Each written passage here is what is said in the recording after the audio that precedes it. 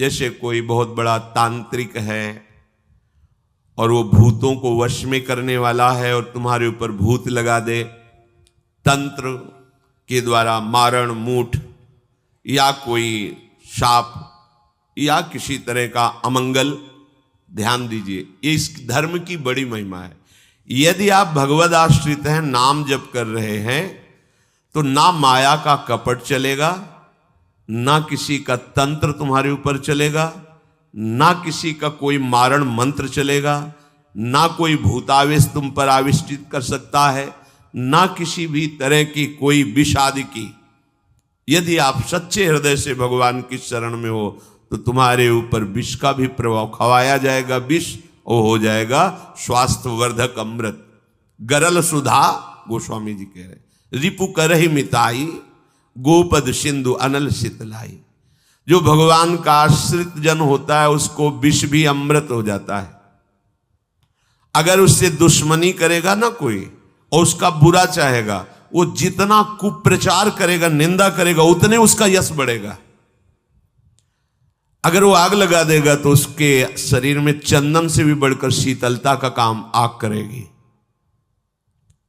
जो भगवद आश्रित है, श्री हरिराम व्यास जी ने भी प्यारी जू के चरणों के आश्रित जनों को पुष्ट करने के लिए बताया कि राधा प्यारी के चरणारविंद शीतल सुखदाई, कोटि चंद मंद करत नख बिदु जुन्हाई।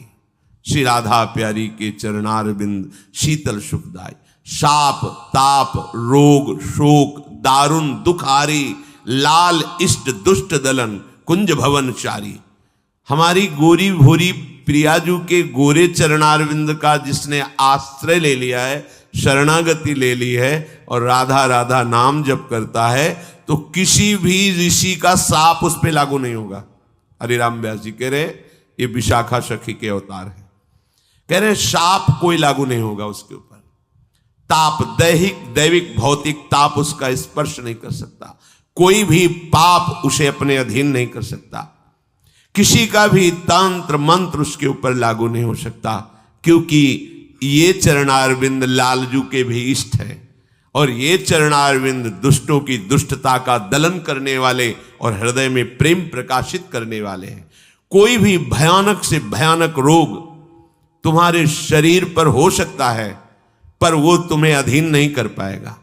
शाप ताप रोग शोक, बड़ी से बड़ी हानि होने पर भी तुम्हें शोक स्पर्श नहीं करेगा, प्यारी जू के चरणों का जिसने आश्रय ले लिया है।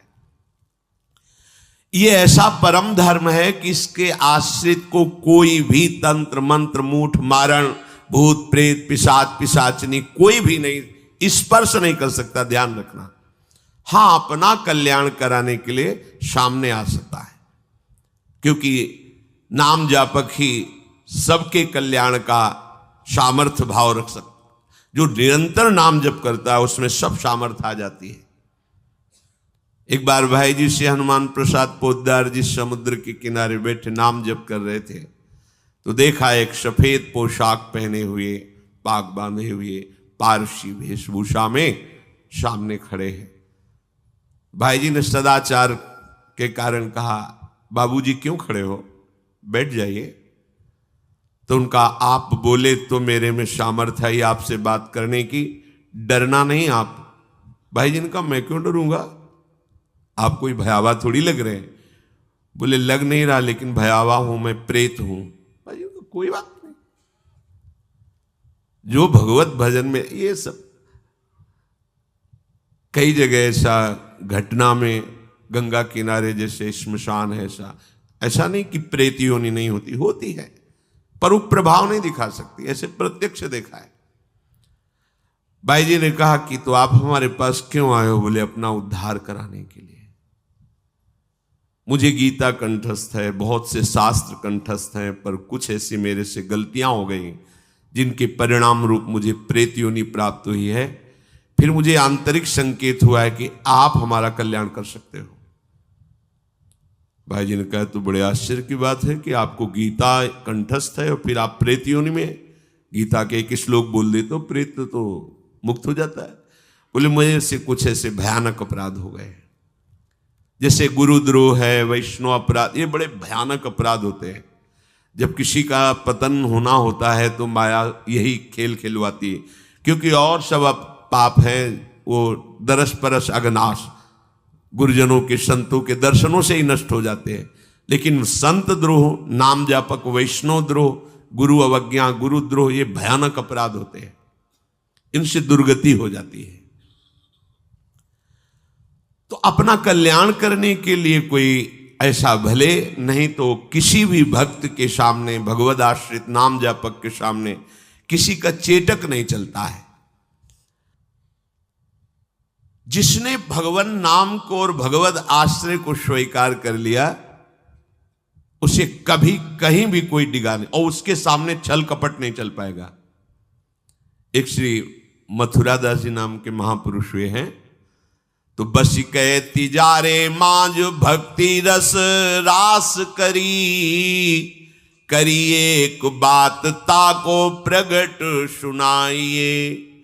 आयो बेशधारी को करे सालिग्राम सेवा, डोलत सिंहासन पे आन भीर छाइए। स्वामी के जो शिष्य भयो तीनहु के भाव देखी, वाही को प्रभाव आए कहो ही भाई। नेक आप चलो उरीति को बिलो किए जू, बड़े सर्वज्ञ कही दुखे नहीं जाए। मथुरादास जी तिजारी ग्राम में निवास करते थे। वैसे संतों का जो ग्राम में निवास होता है वो जगत मंगल की भावना से होता है। किसी भी गांव में जहां जो संत वास्तविक भगवत प्रेमी रहते हैं, वहां से भिक्षा लेकर उनको निष्पाप करते हैं, शिक्षा देकर के भगवत प्राप्ति कराते हैं, क्योंकि उनके श्रीमुख से नाम कीर्तन भगवत चर्चा होती ही रहती है। नंद नंदन की अनन्य उपासना करते थे। ये राजस्थान में ग्राम है तिजारे में, वहां वो रहते थे। जो भी समीप आता वो कुछ ही दिनों में ऐसा भक्ति रंग में रंग जाता, कुछ प्रभु के नाम में प्रीति हो जाती, समस्त असद आचरण छोड़ देता। बहुत से शिष्य हो गए, बहुत से अनुयायी हो गए, पर जो वास्तविक भजन नहीं करते हैं, भेष धारण करके संत का ठग वृत्ति रखते हैं, उनका अलग प्रभाव होता है। वो ज्यादा दिन चलता नहीं है। हम कहते हैं नाम घोष से क्या नहीं हो जाएगा, नाटक करने की क्या जरूरत है। अरे हम प्रभु के बहुत बड़े प्रिय दास हैं, तो जो कुछ चाहिए प्रभु अपने आप देंगे। काहे किसी के आगे नाटक करे, छल फैला। किसके आगे? जो बेचारे हैं, ये सब मारे हुए हैं कर्मों के, भोग वासना से जल रहे हैं, और तुम भगवत पार्षद हो करके बात बनी नहीं। तो एक उसी नगर में उनका प्रभाव सुनकर भेषधारी जो बहुत बड़े तांत्रिक थे, मारण आदि का प्रयोग करने में बड़े सफल थे, पर भेष साधु का रखे हुए थे, अपना प्रभाव दिखाने के लिए वहां उस गांव में पहुंचे। पहचानना बड़ा कठिन होता है। साधु और वेशधारी दोनों में पहचान बहुत कठिन होती। जब तक आप साधु नहीं हो तब तक आप साधु को नहीं पहचान सकते हो, क्योंकि जो वेशधारी स्वांग करेगा वो साधु से भी अच्छा करने की चेष्टा करेगा, क्योंकि स्वांग कर रहा है ना, तो बड़े बड़े भ्रमित हो जाते हैं। दर्शन भक्त अनूप सेवक जी ने लिखा है, पर रूप न शोभित प्रीति बिनु, और प्रभाव उनका ऐसा भरम भटकत भूप, बड़े बड़े राजा भ्रमित होकर उनके शिष्य बन जाते हैं। वेश का ऐसा प्रभाव है। इसीलिए भगवत रसिक जी ने एक पद में लिखा है, भेषधारी हरि के उर शालें। जो वेश केवल बनाया है रुपया पैसा के लिए, भोगों के लिए, हमें तो लगता है नहीं बनाना चाहिए, और काम कर लेना चाहिए, क्योंकि इसमें शुद्ध संतों को गालियां पड़ती हैं, शुद्ध भगवत मार्ग के पथिकों का अपराध बनता है, जिससे तुम कुल परंपरागत नष्ट हो जाओगे। जो वेश धारण करके संतों को गालियां दिलाते, कुल परंपरागत नष्ट हो जाएंगे। क्योंकि जैसे आपकी श्रद्धा है किसी संत वेश पर और आपकी श्रद्धा टूटी, गलत आचरण हुआ, तो आप ही कहोगे सब ऐसे संत होते हैं, ऐसी गालियां दोगे, ऐसा अपराध करोगे, उसका मूल कारण वो बना वेशधारी, इसलिए उसका सर्वनाश होगा। तुम्हारा तो पतन हो ही गया, उसका सर्वनाश हो जाएगा। भगवत ऋषि जी ने जहां भगवत महिमा, संतों की महिमा लिखी है, वहां एक दो पद ये भी लिखे हैं कि वेशधारी हरि के उर शाले। वेश जो केवल कपट वेश बनाए हैं, वो भगवान के हृदय में बड़ा दुख पैदा करते हैं, क्योंकि दासत्व तो भगवान का ही लिए है ना। बोले ये लोग दंभी, लोभी, कपटी, नट से शिष्णोदर को पाले। शिष्ण कहते हैं जनेन्द्री को, उदर कहते हैं रसेंद्री को। उदर का संबंध रसेंद्री से, मतलब रसेंद्री के स्वाद से पेट भरते हैं, और जनेन्द्री भोग के लिए लालायित रहते हैं, पर ये भेष धरे होते हैं भगवान के दासत्व का, साधुता का। बोले गुरु बने घर घर में डोले, नाम धनी का बेचें, परमारथ सपने नहीं जाने, पैसा नहीं को खींचे। कंठी जेबे में रहती है, घर घर में जाकर के कंठी बांधना, रुपए लेना, फसाओ फसाना। परमार्थ खुद नहीं पता, स्वप्न में नहीं जानते कि परमार्थ किसे कहते हैं, परमार्थ का ककारा नहीं आता, और लाखों कंठिया बांध के अगर एक एक देगा तो 1 लाख तो हो ही गए ना, बढ़िया है। हमने तो आज तक ऐसे साधु कभी एक नहीं देखे जो साधु रहे हैं, वैसे खुद और दे ऐसे देखा है, ऐसे करते नहीं। पैसे देने वाले का आदर कभी साधु के यहाँ नहीं होता। अगर आदर हो रहा है तो साधुता में कच्चाई है।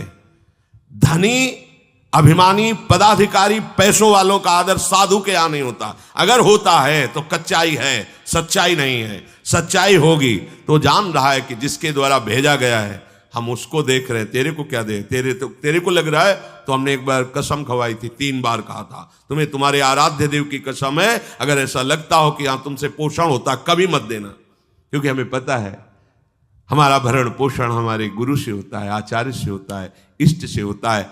जिसने सृष्टि बनाई वो तुमसे सहयोग नहीं ले आए, अकेले बना लिए। तो हमारा भरण पोषण करने के लिए तुम्हारे जैसे को निमित्त बनाने की जरूरत नहीं है, वो तो तुम्हारे सौभाग्य उदय करने इसलिए निमित्त बना दिया।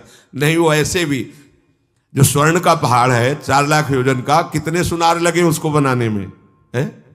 अरे वो एक क्षण में सब कर तुम अन्यथा कर तुम। इसके लिए खोए रतन फिरत जे घर घर, कौन काज ऐसे जिए, हरिवंश चंद्र महाराज कह रहे। इसके लिए भटकना पड़े कि कोई मुझे धन दे दे, कोई मेरा चेला बन जाए तो मुझे भोग सामग्री समर्पित करे, तो इसका मतलब अभी परमार्थ का पता नहीं है। और कबहू को वक्ता होए बनी बैठे, कथा भागवत गावे, अर्थ अनर कछु ले भाषे, पैसल ही को धावे। श्लोक क्या कह रहा है, उसका भावार्थ क्या है, उसका रहस्यार्थ क्या है, अनुभव कुछ नहीं है। बस कबहू कवे हरि मंदिर में सेवाएं करे निरंतर बासा, भाव भगत को भेद न जाने, पैसन ही की आशा। नाचे गावे चित्र बनावे, कहे काव्य चटकीली, साच बिना हरि हाथ ना आवे, रहनी है सब ढीली। बिन विवेक वैराग भक्ति बिन सत्य नये को मानो, भगवत विमुख कपट चतुराई सो पाखंड ही जानो। वेशधारी हरि के उसको सहन नहीं हुआ। मथुरा दास जी की भक्ति का प्रभाव, हजारों लोग अनुयायी, हजारों लोग शिष्य बन गए। तो अब वो तांत्रिक था, तंत्र मंत्र का उसे बहुत ज्ञान था।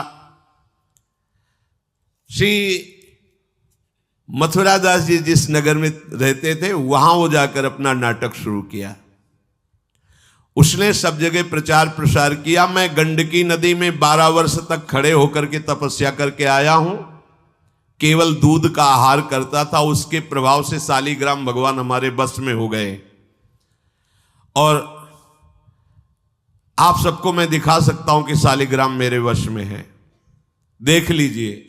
सिंहासन लाता, बाहर रखता, हजारों की भीड़, ऐसे ऐसे करता तो वो ऐसे शालिग्राम उठते और नाचते हुए ऐसे ऐसे ऐसे फिर रख जाते, फिर ऐसे ऐसे ऐसे ऐसे। अब तो सबको आश्चर्य हो रहा, जैसे चुटकी बजा रहा है वैसे शालिग्राम की बटिया ऐसे ऐसे ऐसे। लोग भीड़ कटने लगी, क्योंकि अब जैसे राधा राधा कहो, कोई जंतुर नहीं है, कोई भस्म नहीं है, कोई वादा नहीं है, तो फिर कम वहां तो दिखाई दे रहा ना ऐसे, देखो ये सब तो लगता है ना कि हाँ भाई। अब हमसे पूछो कि हमारे मन में क्या चल रहा है, हमें नहीं पता है। हमें ये देखना है कि हमारे प्रियाजू के मन में क्या चल रहा है। मन मन की रुचि जानिने, मुझे अपनी लाडली की मन की जान के उनकी परिचर्या में रहना है कि तुम्हारे मन की जान के तुम्हारी परिचर्या में रहना है। हाँ, तुम यदि मन से ऊपर उठना चाहते तो हमारी बात मान लो, मन को अधीन करके, और मन के अधीश्वर भगवान में तुम्हारा प्रेम हो जाए, तुम्हारा जीवन कृतार्थ हो जाए। अब वहां नाम नंद नंदन का भजन पद्धति, तो जो कमजोर लोग थे उन्होंने कहा कि आज तक कोई चमत्कार तो दिखाया नहीं मथुरा दास जी ने। देखो ये हैं संत, 12 वर्ष से दूध पी के गंडकी नदी 12 मिनट भी नहीं खड़ा होगा कभी। अब भेंट जो जितनी चढ़ाएगा उतने उसके दुख नष्ट होंगे। अरे भैया वहां तो रुपया सब समेटता, फिर दूसरे मोहल्ले में पूरे गांव में अब तो जय जयकार, शालिग्राम भगवान को नचा। कोई सेवा की सामग्री लेने गए थे मथुरा दास जी की श्रीअंग सेवा में जो रहते थे संत जन, उन्होंने देखा, वो आए, बोले महाराज एक बड़ा चमत्कारी महात्मा आया, वो कह रहा 12 वर्ष से हम दूध पीकर गंडकी नदी में वो ऐसे ऐसे करता है तो साल। तो बोले भैया भक्त तो हो ही नहीं सकता, भक्त भला भगवान को अपना प्रदर्शन क्यों बनाएगा और उसके बदले में भेंट लेकर के, ये तो नाटक है भैया। वो देखे भी नहीं थे, बोले ये तो नाटक है, कोई संत ऐसा नहीं कर सकता, कोई भक्त ऐसा, कोई संप्रदायाचार्य से दीक्षित वैष्णव मार्ग में चलने वाला, ये तो अपराध है। तो उनका महाराज जी तो हजारों लोग वहां प्रभावित हो रहे, अच्छा है भगवान उस रूप में। बोले नहीं महाराज, फिर सत्य मार्ग के प्रकाशित करने के लिए आप यहां विराजमान, अगर उसका कपट पाखंड चला तो हजारों लोग धोखे में हो जाएंगे, चलो आप एक बार उसके सामने। तो उनका कि यदि हम उसके सामने गए तो उसका सब ये दुकान बंद हो जाएगा। बोले महाराज जी आप जरूर चलो, क्योंकि आपके चलने से यदि लोगों की श्रद्धा भगवान में वास्तविक लगे तो आप भी तो यही चाहने के लिए यहां गांव में वास कर रहे हो। उनको बड़ा दुख हुआ कि एक तो उसको दुख होगा, उसका नाटक बंद होगा, दूसरा कि वो जान क्यों नहीं रहा है जिन भगवान को तुम नचा रहे हो, अगर वास्तविक उनके तुम सेवक बन जाओ तो तुम्हें सब कुछ प्राप्त हो जाएगा। शालिग्राम भगवान श्री हरि ही है, कोई और नहीं है। पर बहुत जब उन्होंने कहा तो कहा चलो अच्छा, तो पाए परि गए लेके जाए ढिग ठाढ़े भये, चाहत फिरायो पे न फिरे सोच पर्यो है, जान गयो आप कछु याही को प्रताप ये पे, मारो करी जाप यो विचार मन धर्यो है, मुठी ले चलाई भक्ति तेज आगे आई नाही, वाही लपटाई भयो ऐसो मानो मर्यो है, हुए करी दयाल जा जीवायो समझायो, प्रीति पंथ दर्शायो ही भायो शिष्य कर्यो है। सभी शिष्यों ने चरण पकड़ करके मथुरा दास जी को मनाया कि आप वहां चले। तो आप गए सादैव एकदम सहज स्वरूप साधु का, जाके भीड़ भी इनके साथ है कि भाई मथुरा, उनका भी प्रभाव था तो बहुत सी भीड़ साथ गई। जाकर के गांव वालों ने कहा कि भैया वो आप जो स्वामी जी दिखाते थे शालिग्राम भगवान का चमत्कार वो दिखाइए, हमारे गुरुजी आए हुए हैं। ये तो उसने जाना था कि महिमावान है तभी तो वो आया था, पर उसको ये पता नहीं था कि हमारा प्रोग्राम इनके सामने नहीं चल पाएगा, क्योंकि भगवान नाम जापक के आगे कोई तंत्र मंत्र, कोई श्राप पाप ताप ये सब नहीं, वास्तविक जो भगवत मार्ग में है। अब उसने निकाला सिंहासन और पूरा सब शालिग्राम जी को तो केवल चुटकी ही बज रही थी, शालिग्राम भगवान वहीं बैठे थे। हर प्रयास कर लिया, कोई चमत्कार नहीं। लोगों ने कहा कि दिखाओ ना, अब ये हमारे गुरुजी हैं, गांव में रहते हैं। अब भक्त की निष्ठा के सामने भगवान को भी छोटा बनना पड़ता है। इतने महान भगवान भक्त बलि जी के सामने बामन बन के भीख मांगने के लिए गए। भक्ति निष्ठा, जीत सकते थे, आज्ञा दे सकते थे, ना आज्ञा दी और ना विजय प्राप्त की। भिक्षा में मांग करके दिया माता अदिति को कि आपकी चाह है कि राज्य पद देवराज को मिले, तो आपकी आराधना से मैं जाऊंगा, पर वो मेरा भक्त है, ना युद्ध करूंगा ना आज्ञा दूंगा, पर मांग के लाऊंगा। भगवान भिक्षुक बन के गए। भक्त के आगे नौटंकी नाटक कहां चल सकता है? अरे जुगनू तब तक चमकती रहे जब तक सूर्य प्रकट नहीं होता। सूर्य प्रकट हुआ तो लाखों जुगनुओं का कोई मतलब नहीं रह जाता। नौटंकी नाटक, ये साधुता का भेष धर के कितने दिन चलेगा? जिस दिन पोल खुलेगी ना, उस दिन सब नष्ट हो जाएगा, सब नष्ट हो जाएगा। लोग परलोक तो पहले ही नष्ट हो चुका था। पाखंड न करे। हम कह रहे तुम्हें धन चाहिए, तुम्हें सम्मान चाहिए, राम राम भजो, कृष्ण कृष्ण भजो, हरि हरि भजो, विश्व नमन करेगा, ईमानदारी से भजो। हमने ऐसे संत भगवान देखे, ककारा नहीं पड़े, कुछ नहीं जानते, बस एक ओम, दुई ओम, तीन ओम, चार ओम ऐसे जपते, और लोग न्यौछावर थे, सीधे सरल ओम ओम, राम राम, कृष्ण कृष्ण, साफ सिद्ध। कबीरदास जी जैसे वहां पर राम राम राम राम। श्री स्वामी सत्संगानंद जी महाराज बक्सर, बस इतने। जब कोई बेटा राम राम, ऐसे लगते थे कि मतलब इनको पी जाएं, अपने हृदय में रख ले। इतने दुलारे वयोवृद्ध थे, ऐसा सुंदर रूप, ऐसी कोमलता, ऐसा आकर्षण, बस राम राम राम राम। अरे प्रभु के नाम में क्या नाटक करने की जरूरत क्या है? पाखंड कर। प्रभु महालक्ष्मीपति हो, तुम्हें लक्ष्मी ही चाहिए तो वो सब दे देंगे। काहे को नाटक करे? काहे को किसी को भ्रम में डाले? तुम भ्रम में हो, दूसरे, अरे भैया तुम राम राम जपो, कृष्ण कृष्ण जपो, तुम्हारा मंगल इसी, बस इसी में मंगल होगा, दूसरा मंगल कर ही नहीं सकता।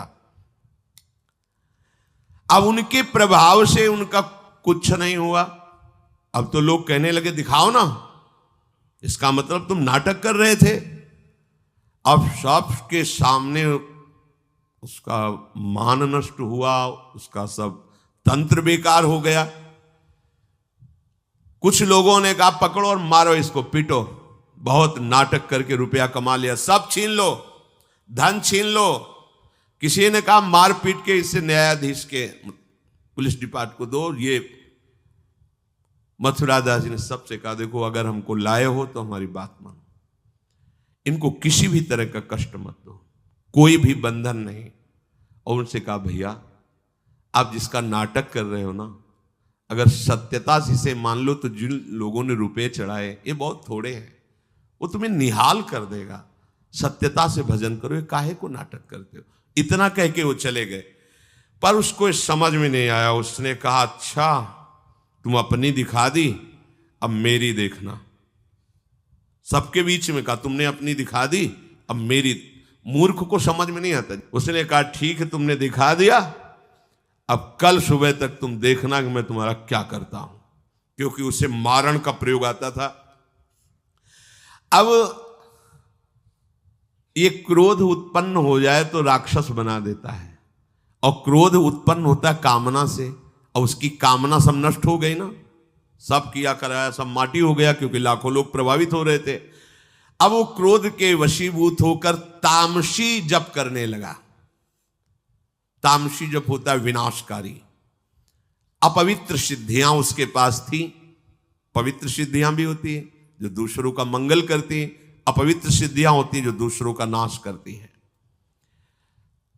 उसने मारण विद्या का अनुष्ठान किया, जिसे देहाती भाषा में मूठ कहते हैं। आज मैं इस अभिचार से उस महात्मा का सर्वनाश कर दूंगा। भूल भूल भारी भूल। जो साधु की मीच तक है वो उसी मीच से मरता है। ये तो समझ में ही नहीं आया।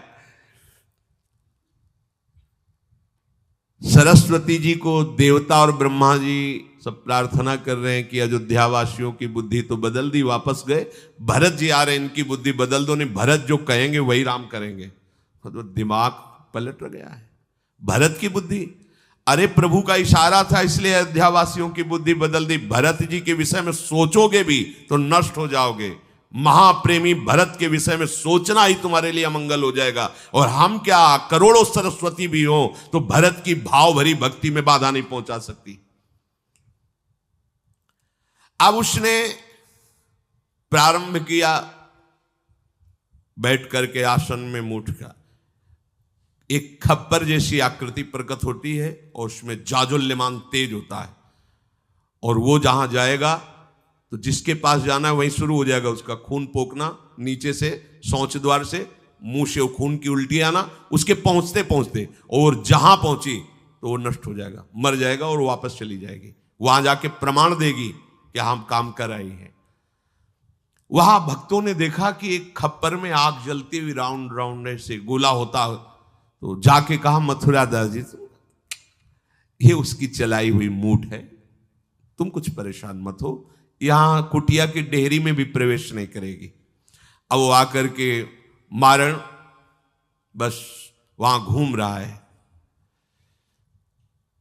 मथुरा दास जी निकल के आए, हाथ जोड़ा, क्योंकि सब मंत्र सब सिद्धियां भगवान की, तो ना चाहे पवित्र हो या अपवित्र हो, तो उनका तुम सर्वज्ञ भगवान की ही शक्ति से संपन्न हो। तुम जानती हो कि हमारा कोई अपराध है क्या?